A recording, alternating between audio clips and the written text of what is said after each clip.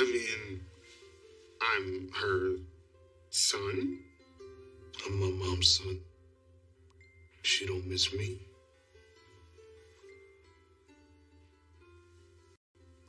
I don't know why my mom misses me. Then I guess you're just gonna have to ask her that. Maybe she miss your voice. Kanan says you talk a lot. You for real? You said that shit? Look, nobody likes talking. Except maybe your moms. I don't talk to nobody. I promise you don't gotta worry about that shit at all. I look worried. Do you, nigga?